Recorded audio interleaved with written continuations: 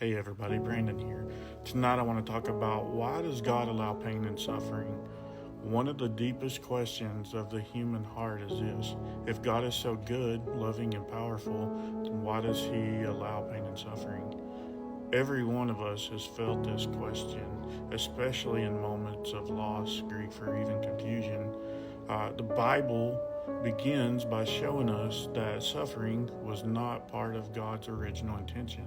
In Genesis 1, God creates the world and calls it very good. There was harmony between God, humanity, and creation. Pain and suffering were not the goal. Brokenness was not the design. But Genesis 3 shows us that sin entered the world, and with sin came separation, decay, even death. Romans 5:12 tells us that through sin, death spread to all humanity, and the world we live in today is not the world as God first made it. It is a fallen world. Romans 8 says creation itself is groaning, longing to be made whole again. Yet the Bible is very clear about this. Suffering is not always a punishment. The book of Job powerfully challenges that idea. Job is described as a man that's righteous, yet he loses his health, his wealth, and even his family. His friends assume that he must have done something terribly wrong, but God rebukes them.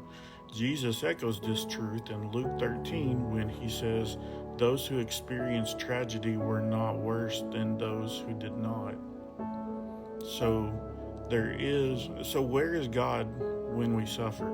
The heart of the gospel is not that God avoids suffering, but that God enters into it. And Isaiah 53 describes the Messiah as a man of sorrows, acquainted with grief. Jesus experienced betrayal, injustice, and physical pain and death on the cross. God does not explain suffering away, He bears it. Hebrews tells us that we do not have a high priest who is unable to sympathize with our weaknesses. And while suffering is painful, Scripture teaches us that God can work through it.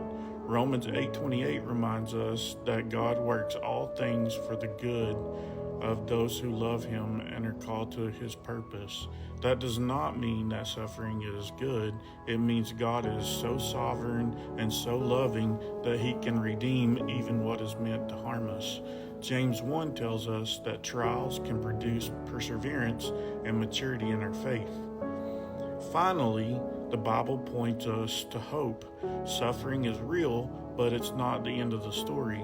Revelation 21 promises a future where God will wipe every tear away, where death and pain and sorrow will be no more. The resurrection of Jesus reminds us that God brings life out of suffering and victory out of the grave. So today, we hold on to this truth. God is not absent in pain. He is present. He is compassionate, and He is faithful. Pain is real, but it's not the final destination.